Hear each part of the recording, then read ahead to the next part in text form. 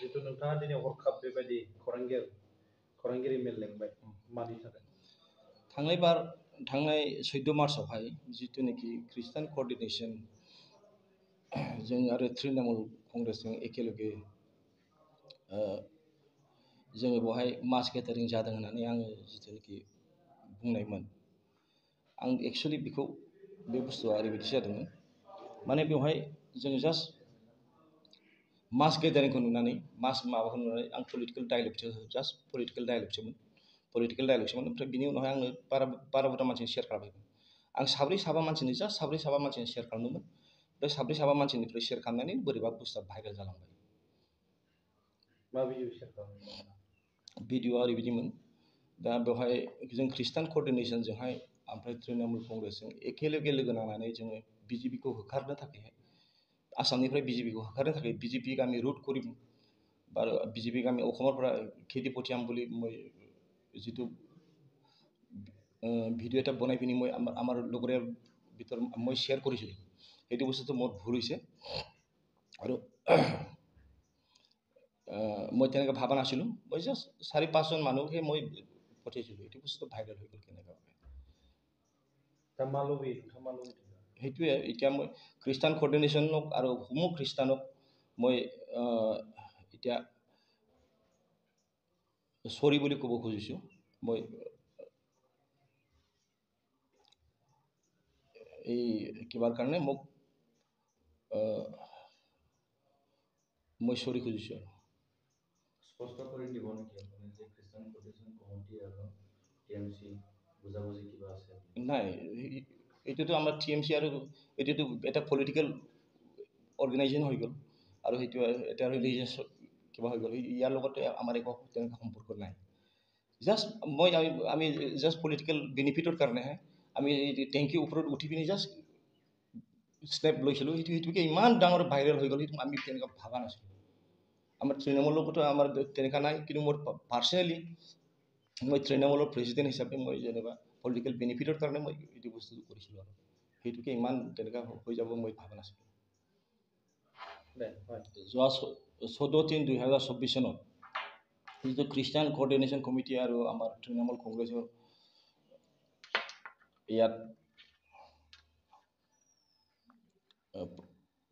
মই প্ৰগ্ৰাম আছিলোঁ বুলি কৈছিলে এইটো প্ৰগ্ৰামটো একচুৱেলি আমাৰ খ্ৰীষ্টান কৰ্ডিনেশ্যন আৰু আমাৰ তৃণমূলৰ লগত কোনো বুজাবুজি নাই ইয়াতে মই মানে জাষ্ট মোৰ পলিটিকেল বেনিফিটৰ কাৰণে পলিটিকেল লাভালাভৰ কাৰণে মই সেইটো বস্তুটো মই মন্তব্যটো দিছিলোঁ মই যিটো ভিডিঅ' ক্লিপটো মানে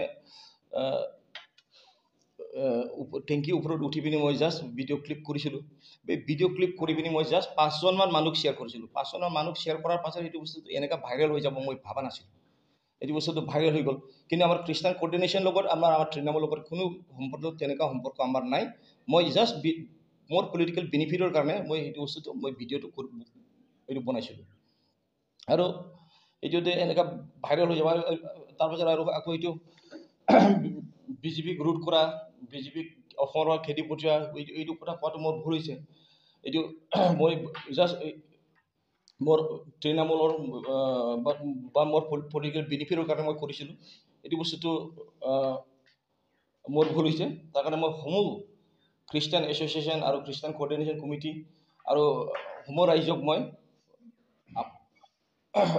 ক্ষমা বিচাৰিছোঁ আপুনি যিহেতু ফেমাছ তৃণমূল কংগ্ৰেছৰ সভাপতি ভাল এটা দায়িত্বত থকা আপুনি কৈছে তৃণমূল কংগ্ৰেছৰ বেনিফিটৰ কাৰণে বা ৰাজনীতিকৰ বেনিফিটৰ কাৰণে কথাটো কৈছে ইয়াৰ আগত আপুনি খ্ৰীষ্টান কৰ্ডিনেশ্যন কমিটিৰ লগত কিবা বহি আলোচনা কৰিছে নাই খ্ৰীষ্টান কৰ্ডিনেশ্যন কমিটিৰ লগত মোৰ আমাৰ তেনেকুৱা আলোচনা নাই কিন্তু যিটো আমি গোটেই আমাৰ ৰাইজ আহিছিল আমিও আহিছিলোঁ ইয়াত মই মানে আমাৰ খ্ৰীষ্টান এছ'চিয়েশ্যন আৰু খ্ৰীষ্টান কৰ্ডিনেশ্যনৰ যিটো সিহঁতৰ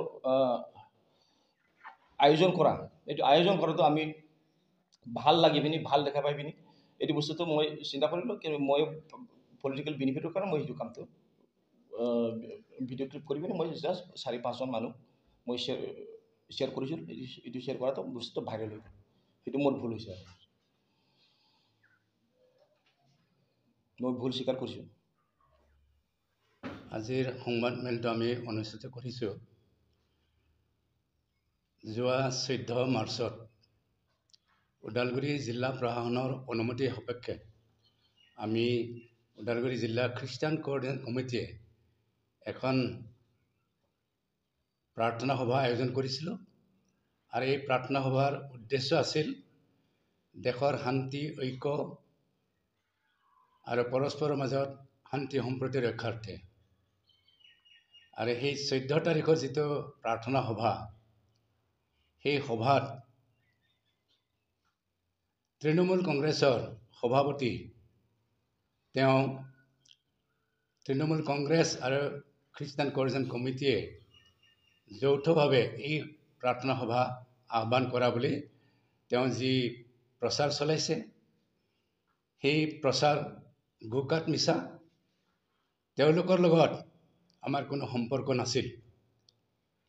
তৃণমূল কংগ্ৰেছ আৰু খ্ৰীষ্টান কোঅৰ্ডিনেশ্যন কমিটি দুটা বেলেগ সংগঠন। আমি আমাৰ খ্ৰীষ্টান কোঅৰ্ডিনেশ্যন কমিটি সদায় অৰাজনৈতিক সংগঠন। আমি কোনো ৰাজনৈতিকভাৱে এই সংগঠন আমি খোলা নাই। এই এটা ধৰ্মীয় অনুষ্ঠান। গতিকে তেওঁ যিটো মত দাঙি ধৰিছে, তৃণমূল কংগ্ৰেছৰ লগত আমাৰ খ্ৰীষ্টান কোঅৰ্ডিনেশ্যন কমিটিৰ কোনো সম্পৰ্ক নাই। এইটো উদ্দেশ্য প্ৰণোদিতভাৱে তেওঁ যি প্ৰচাৰ কৰিছে, আমি ধিক্কাৰ দিছোঁ। আৰু তেওঁ আমাৰ খ্ৰীষ্টান কোঅৰ্ডিনেশ্যন কমিটি আৰু সমূহ খ্ৰীষ্টিয়ান সমাজ আৰু সমূহ বড়ো সমাজৰ মাজত তেওঁ ক্ষমা খুজিব লাগিব। আৰু সেই সভাত আমি শান্তিপূৰ্ণভাৱে যি প্ৰাৰ্থনা অনুষ্ঠিত কৰিলোঁ, দেশৰ শান্তিৰ কাৰণে, দেশৰ শাসনকৰ্তাসকলৰ শান্তিৰ কাৰণে, দেশৰ সকলো জাতি জনগোষ্ঠী আৰু সকলো ধৰ্মীয় লোকৰ বাবে যি আমি ঈশ্বৰৰ ওচৰত প্ৰাৰ্থনা জনাইছোঁ, এই প্ৰাৰ্থনাৰ উদ্দেশ্য আছিলে আমাৰ মাজত সদায় শান্তি সম্প্ৰীতি আৰু একতা। তেওঁ যি ধৰণে ৰাজনৈতিকভাৱে বোকা ছটিয়াব বিচাৰিছিলে, আমি সেই কথা মানি ল'ব নোৱাৰোঁ। আমি ধিক্কাৰ দিছোঁ। আমি কোনো প্ৰকাৰে কোনো ৰাজনৈতিক সংগঠনৰ লগত আমি খ্ৰীষ্টান কোঅৰ্ডিনেশ্যন কমিটি জড়িত নহয়। আমি কেৱল খ্ৰীষ্টিয়ান সংগঠন হিচাপে আমি সদায় সকলোৰে আমি শান্তি কামনা কৰোঁ আৰু সকলোৰে আমি ভাল কামনা কৰোঁ। আৰু সেই উদ্দেশ্যেৰে আমি সেই প্ৰাৰ্থনা সভাখন অনুষ্ঠিত কৰিছিলোঁ।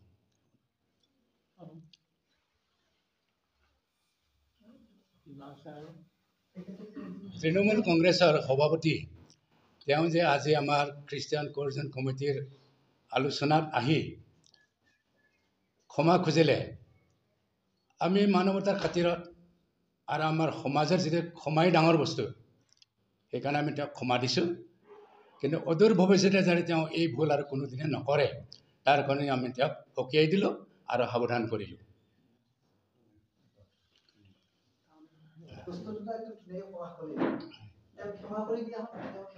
হয় হয় হয়, আমাৰ পৰা ক্ষমা দিছোঁ। আৰু এইটো ক'লোঁ যে সতৰ্ক কৰিও দিলোঁ, ক্ষমাও দিলোঁ, সতৰ্ক কৰি দিলোঁ।